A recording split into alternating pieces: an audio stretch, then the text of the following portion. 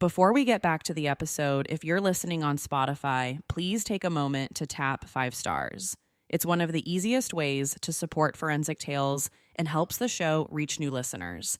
Thank you so much for being here. A mother and her 2 teenage daughters pack up the family car to head out on a week-long vacation to the sunny state of Florida. A vacation that the family's been dreaming about for months.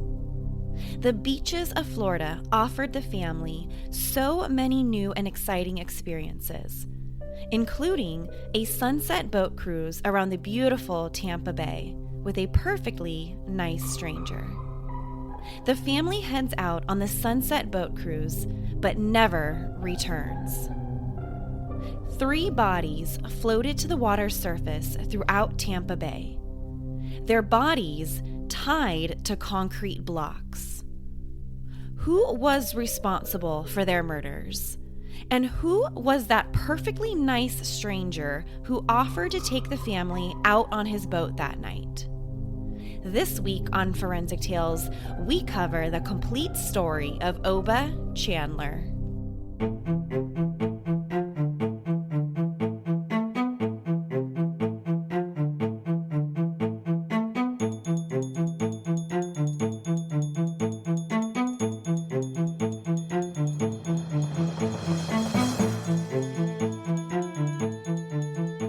Welcome to Forensic Tales. As always, I'm your host, Courtney.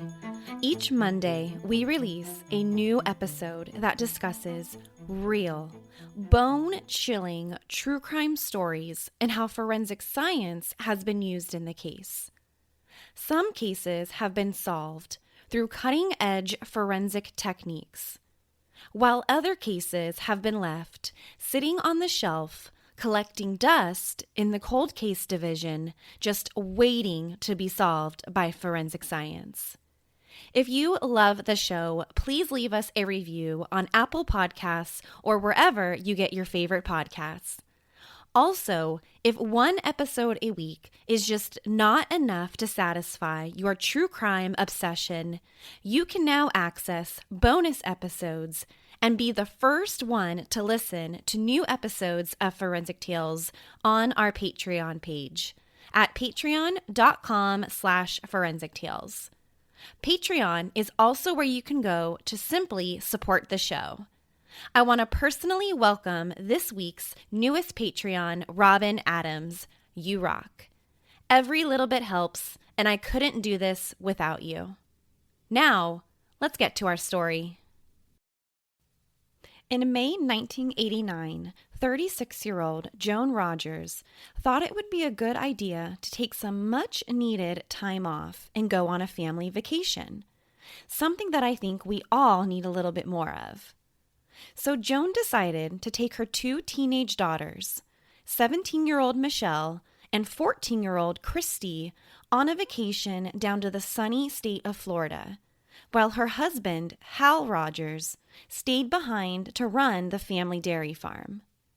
The Rogers family is from Wilshire, a tiny town in Ohio. And when I say tiny, I mean like the population is literally less than 400 people. So for Joan and her 2 daughters to take a vacation to somewhere like Florida must have been super exciting and just a huge change of scenery for them. And even more exciting for the Rogers was that this would be the very first time the family has ever left the state of Ohio. So on May 26, 1989, Joan Rogers and her 2 daughters left Ohio to head down to Florida for their week-long vacation, while Hal Rogers stayed behind to work on the family's dairy farm. By all accounts, Joan and her young teenage daughters have an absolutely amazing time in Orlando, Florida. This being the family's first time ever leaving the state of Ohio made it even more special to spend some time away from the dairy farm and just get to relax underneath the Florida sun. After an incredible and relaxing vacation in Orlando, Joan and her daughters start to make their way back home to Ohio.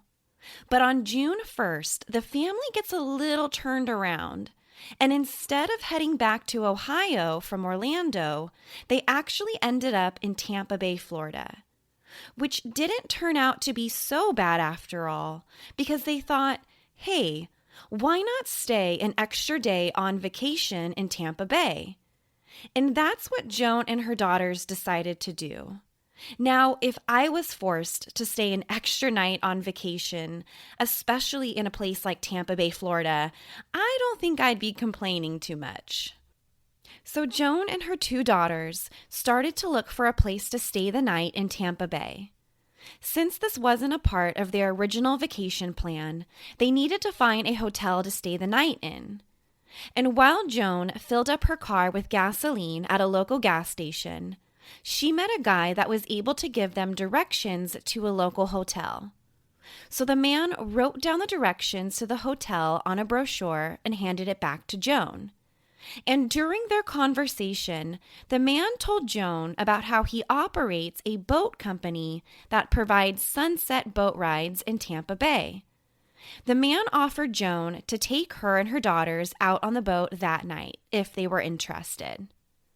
Joan was a little hesitant because she had never been on a boat before, and plus, her and her daughters didn't even know how to swim.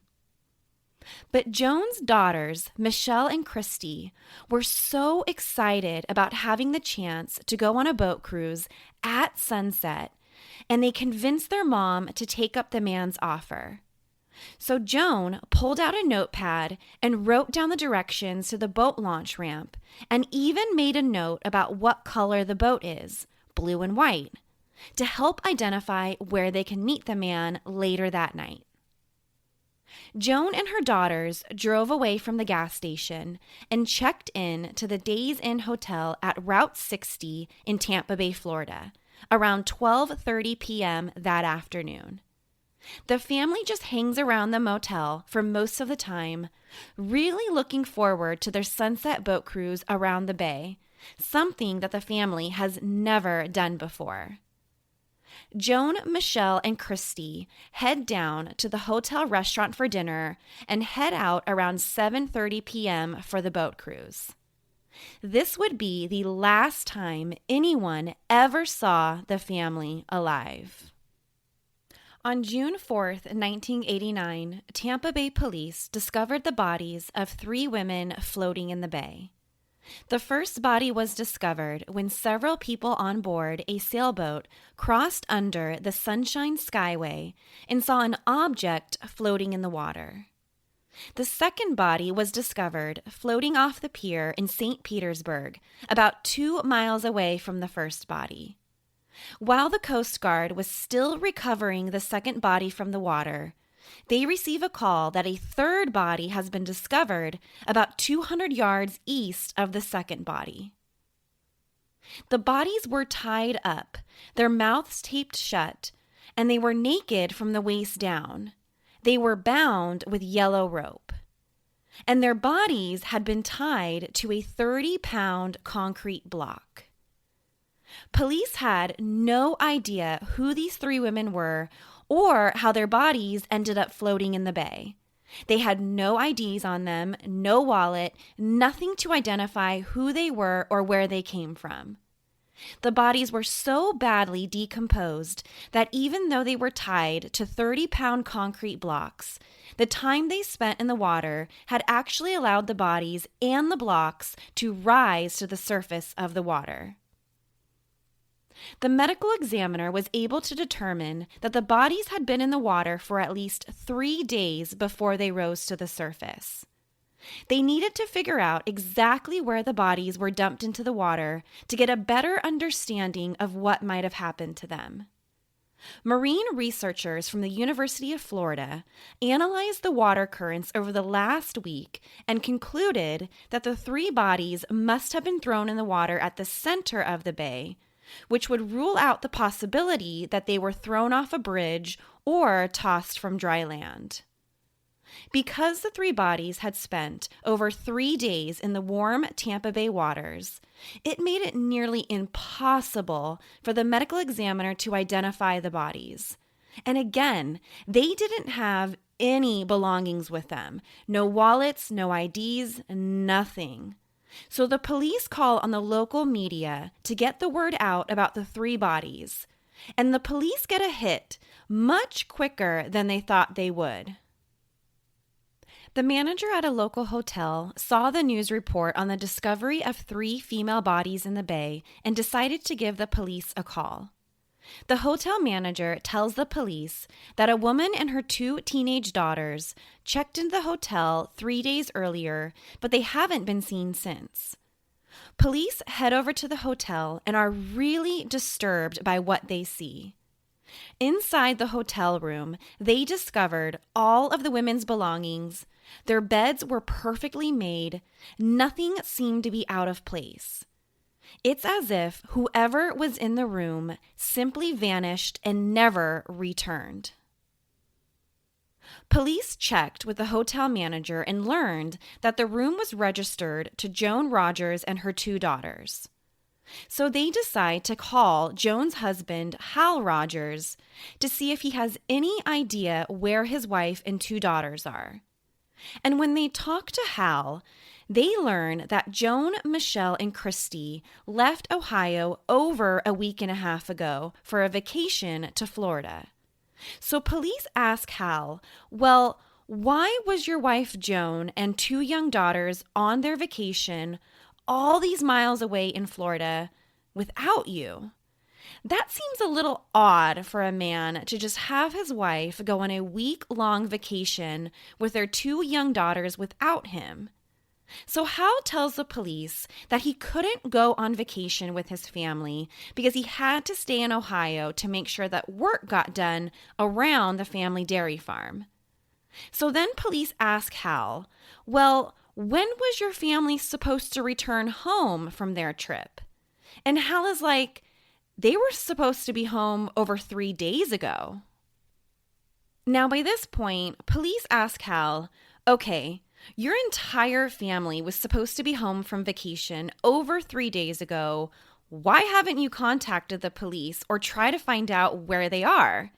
And Hal's response is really just, well, it's odd. Hal tells police that he really didn't have time to worry about where his family was, that he basically had all of this work to do around the family farm, which is why he couldn't call the police, which is just totally bizarre to me. Now, I would like to think that if I wasn't home within like 1 hour of when I was supposed to be, that my fiance would be calling every person in every police department known to mankind to try and find where I was. But nope, that's not what Hal Rogers does. His wife and 2 teenage daughters aren't back from vacation, and he's just like, oh, well, I've got work to do on the farm. Sorry. Now, I'm not the only one who finds Hal's behavior just weird and bizarre. The police also share the same suspicions as I do. And to them, Hal just seems cold and not even the slightest bit emotional about the fact his wife and daughters are missing. So they start looking into Hal and his whereabouts over the last couple days. But police quickly learn that Hal never left his small town in Ohio.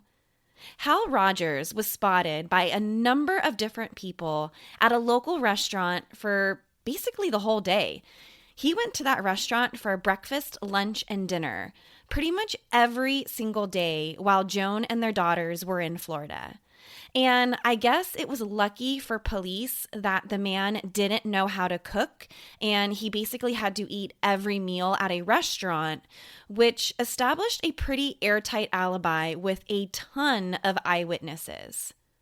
So as odd as Hal Rogers' behavior was, police had to clear him as a possible suspect or person of interest in Joan, Michelle, and Christy's disappearance. Soon after the discovery of the 3 female bodies floating in the Tampa Bay waters, the bodies were identified through dental records as 36-year-old Joan Rogers, 17-year-old Michelle Rogers, and 14-year-old Christy Rogers, confirming everyone's worst nightmares. The autopsy also revealed a lot of other disturbing facts about Joan, Michelle, and Christy's murders. The medical examiner found water in their lungs, meaning that the three women were very much alive when their bodies were dumped in the water.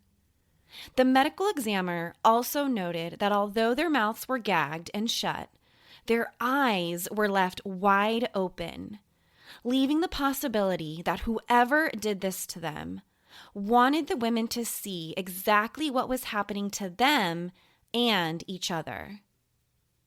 Because the bodies had been in the warm Tampa Bay waters for so long, this really eliminated a lot of valuable forensic evidence from the bodies, like fingerprints, trace evidence, fibers, really anything that could help investigators figure out who did this. Their time in the water even eliminated the ability to determine if Joan and her daughters had been sexually assaulted or not before their deaths. Because remember, their bodies were found naked from the waist down. A few days after the autopsy and identification of Joan, Michelle, and Christy Rogers, police investigators find Joan's 1984 Oldsmobile with Ohio license plates parked at the boat ramp by the Courtney Campbell Causeway, less than 1 mile away from the family's hotel room, and only 25 miles away from where the bodies were discovered floating in the bay. Inside Joan's car, police found 2 handwritten notes, one that had directions to the hotel that they were staying at, and the other note with directions to the boat launch ramp where the family's car was parked. Thinking that the notes might provide some valuable information as to what happened to the family, police sent the notes off to the crime lab to have a forensic document examiner look over them. The forensic document examiner determined that it was Joan's handwriting on the note that had the directions to the boat launch, with the note of the blue and white boat.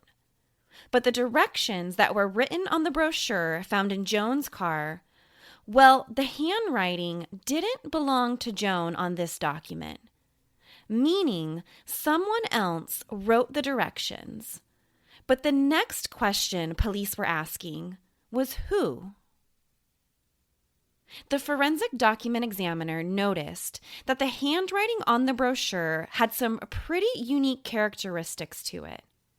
The examiner noticed how the letter T was capitalized in the middle of words, and how the letter Y appeared to be written in a very different style each and every time it was written.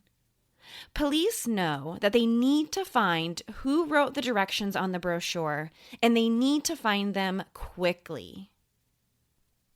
Besides the directions to the boat launch ramp, the words blue W/WHT were written down on the notepad. Police were wondering if this could be the color of the boat that was used to take Joan and her daughters out on the sunset cruise. So police searched everywhere at the boat launch ramp where Joan and her daughters went that evening. But they ran into a pretty big problem here. Anyone could park their boats at the boat ramp, leaving their suspect pool wide open to anyone with a blue and white boat, which turns out was quite a lot of people in the Tampa Bay area.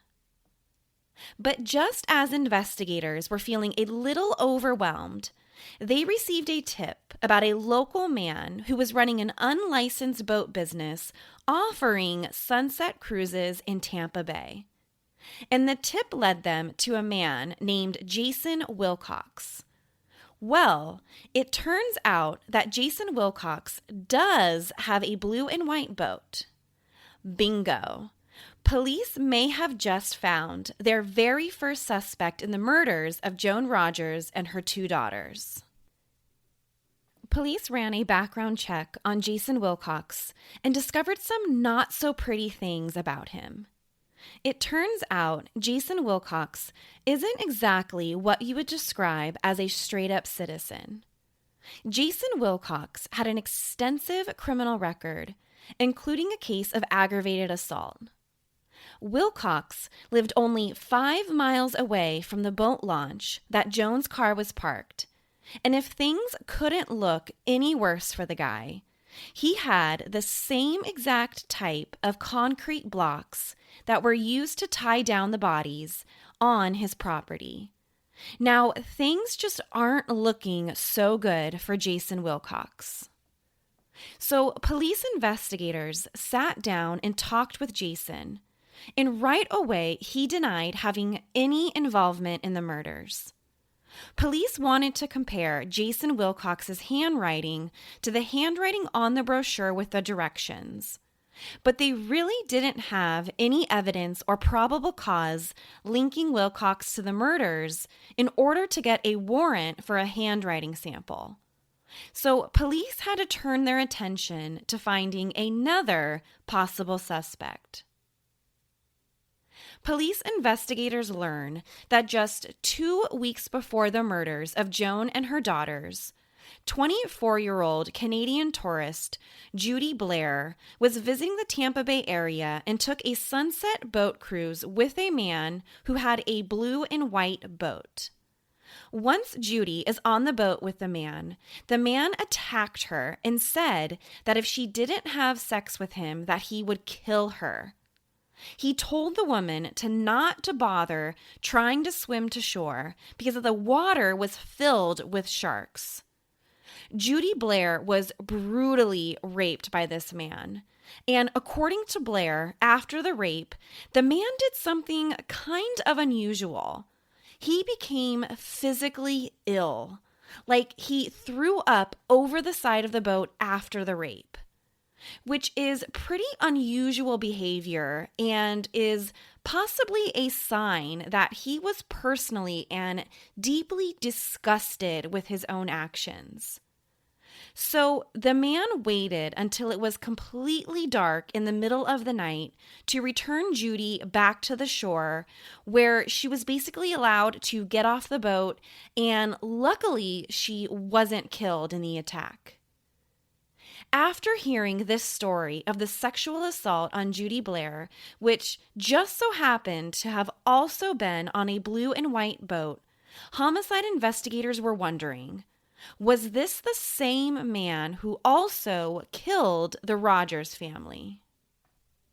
Terrible news for the police investigators that the Canadian tourist who was sexually assaulted on the boat took a shower before reporting the assault to the police, so they were unable to get any valuable forensic evidence from her body. But Judy was able to provide the police some pretty useful information about her attacker. She was able to provide them a physical description of what he looked like so that the police could get a sketch of the individual out to the media. So remember Jason Wilcox, the local man who was tipped off to police for running an unlicensed boat business, who just so happened to also offer sunset cruises.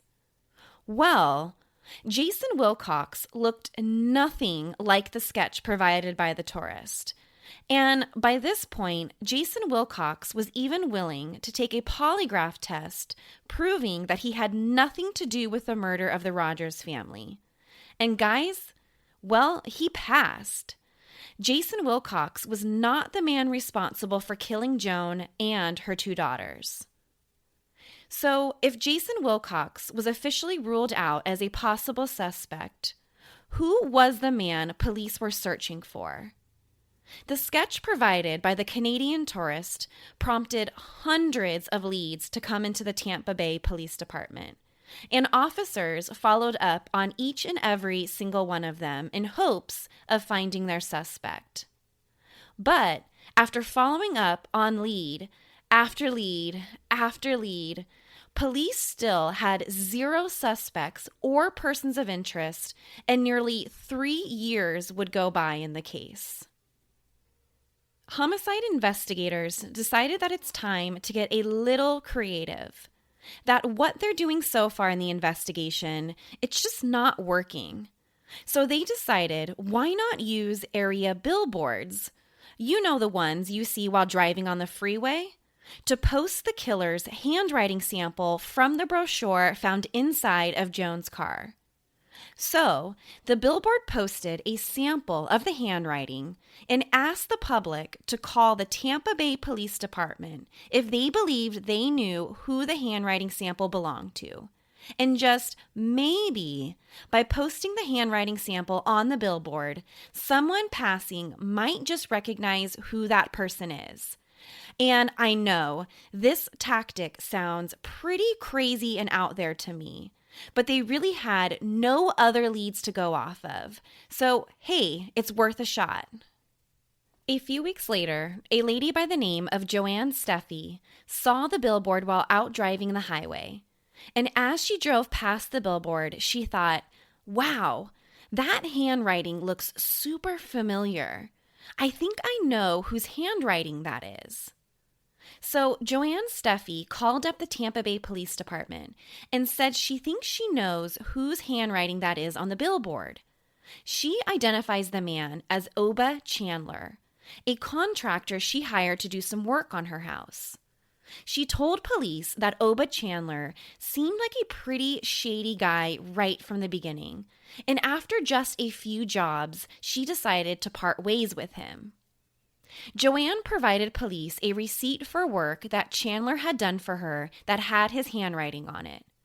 Chandler's receipt was compared to the handwriting on the note found in Joan Rogers' car, and it was an exact match. The capital letter T was exactly the same, and all the variations of the letter Y were exactly the same. Police now had their prime suspect in the murder of Joan and her two daughters.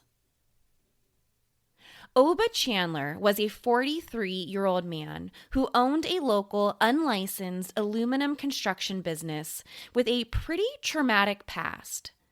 When Oba was only 10 years old, his father hung himself in the basement in his family's apartment. And when police run a background check on Chandler, they discovered that he had a pretty extensive criminal record dating back to his teenage years. Chandler had a number of arrests, including 2 incidents of sexual assault.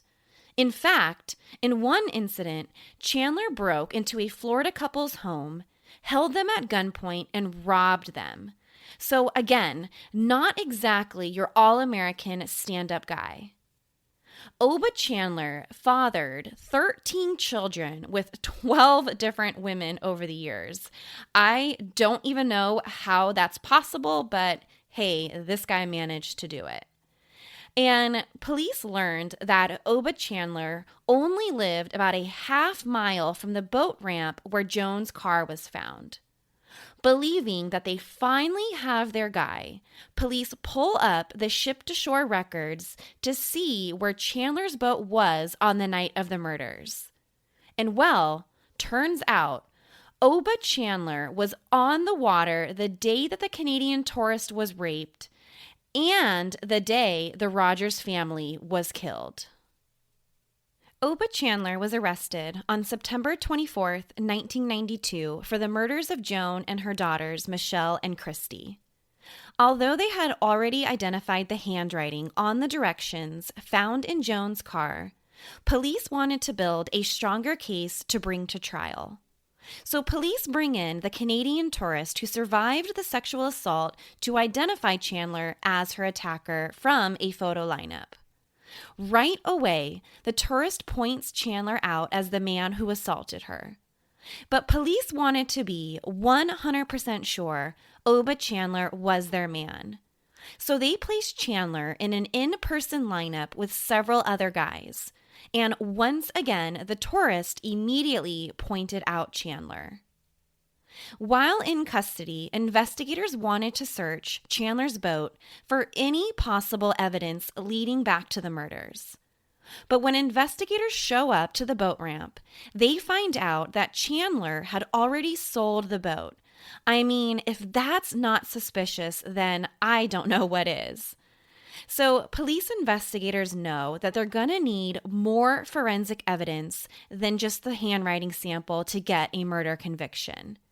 A forensic document examiner was already convinced that the handwriting on Joan's brochure found in her car belonged to Oba Chandler.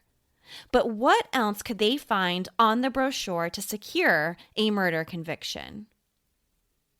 Forensic scientists took the brochure and processed it with ninhydrin, a chemical used to lift fingerprints off basically any surface.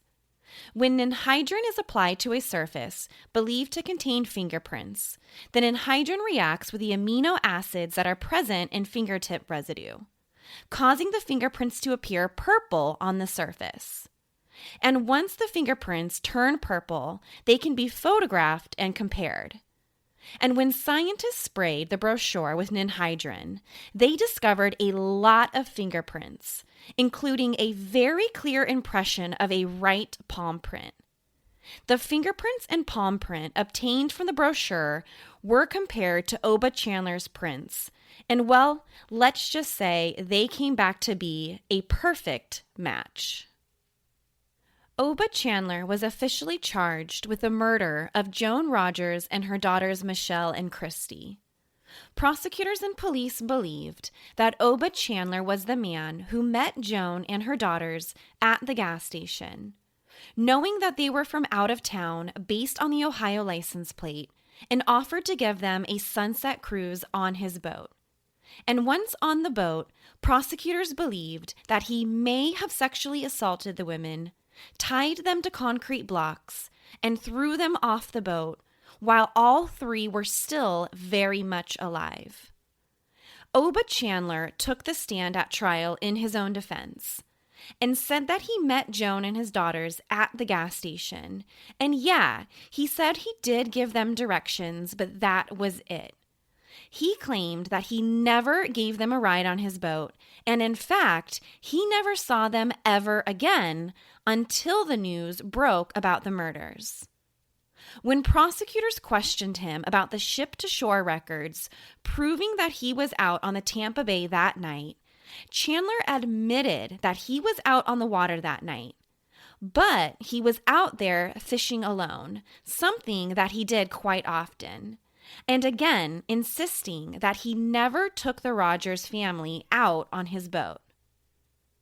Prosecutors knew that Chandler made 3 separate ship-to-shore phone calls from his boat to his house the night of the murders. But Chandler claimed that he called home to let his wife know that he would be a little late because he was having engine problems on the boat. He also said that he called the Coast Guard and the Florida Marine Patrol, but apparently both were too busy to help him out. But interestingly enough, neither the Coast Guard or the Florida Marine Patrol had any records of receiving a distress call from Chandler's boat. Records of Chandler's boat also revealed that the boat didn't have any reported engine problems, as Chandler claimed. Judy Blair, the Canadian tourist who had been sexually assaulted by Chandler, also testified at his murder trial. Blair basically testified to the similarities between her attack and the attack on Joan and her daughters, although he was never formally charged with her rape. After the jury deliberated for a few hours, they came back with a guilty verdict on November 4th, 1994 for the murders of Joan, Michelle, and Christy Rogers. Oba Chandler was sentenced to death for the murders and was sent to Florida's death row. Although the forensic evidence was overwhelming in this case, Chandler maintained his innocence even on death row. On October 10, 2011, Florida Governor Rick Scott signed the death warrant, and Oba Chandler's execution was scheduled for November 15, 2011 at 4 p.m. And as anticipated, Oba Chandler was executed on November 15th. Although he didn't have any reported last words at his execution, he did leave behind a note in his cell that read, quote, "You are killing an innocent man today," end quote. What happened to Joan Rogers and her daughters Michelle and Christy is nothing short of a complete tragedy. How could a family who was on vacation, leaving their home state for the very first time, be murdered in such a callous and brutal way.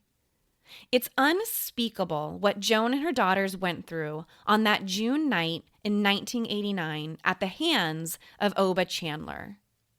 Fingerprints and handwriting samples led police investigators right to the killer. And Oba Chandler left behind an electronic trail linking him to the murders that no one could ignore.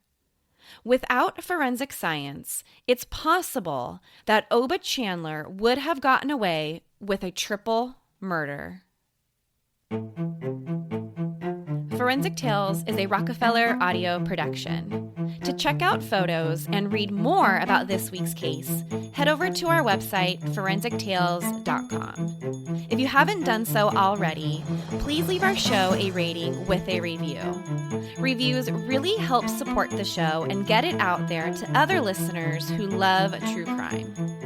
If one episode a week is just not enough to satisfy your true crime itch, access our Patreon page at patreon.com/forensictales. This is a place where you can help support my show and also get access to bonus episodes and content not available on our weekly episodes. Your support, big or small, really makes a huge difference. Join me next week. We release a new episode each and every Monday. Until then, remember, not all stories have happy endings.